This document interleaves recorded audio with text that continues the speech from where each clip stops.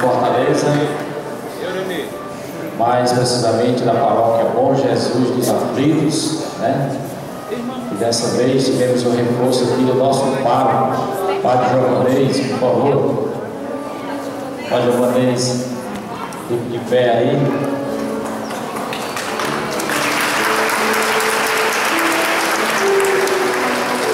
Podemos e Jerônimos, nós queremos dizer apenas que viemos de Fortaleza, da Nossa Senhora de Fátima, né, Vila Betânia, com a nossa presença, dizer os nossos agradecimentos, da nossa felicidade de vocês terem convivido com a gente, terem prestado o serviço de vocês, ajudado a evangelização e na nossa espiritualidade, certo? Conte com nossas orações, certo? Que Deus dê força, perseverança, né? Que o Espírito Santo os ilumine nessa caminhada de vocês.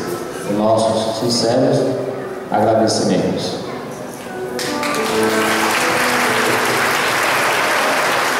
Eu quero completar as palavras do Germano, né? Também faço parte da Capela Nossa Senhora de Fátima, Vila Betânia, em Fortaleza. Eu quero dizer, eu sou até suspeita para falar desses novos, né, os sacerdotes, mas eu quero dizer que nós estamos muito felizes e não é por acaso que nós estamos pisando aqui no chão de onde a fé de vocês, né, brotou.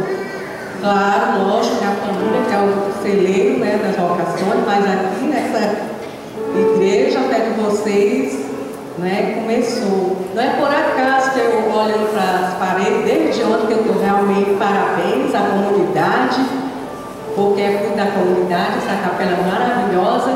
Encontra-se Nossa Senhora de Fátima, que eu faço parte lá em Fortaleza, Nossa Senhora das Dores, né, lá também está pedindo comunidades, irmãs, e vocês, né, cooperaram conosco, que fomos, né, testemunhos, quanto seminaristas, vocês, e são filhos da Diocese de Tianguá. Eu quero dizer, ó, vocês também são parte também da nossa, né, a nossa Diocese de Fortaleza, e mais precisamente Capela Nossa Senhora de Fátima, né, e o padre, lógico, né, da obediência à Diocese, mas não tem fronteira. Nós estamos sempre em comunhão, queremos contar sempre com, né, o apoio, o carinho, o amor de vocês.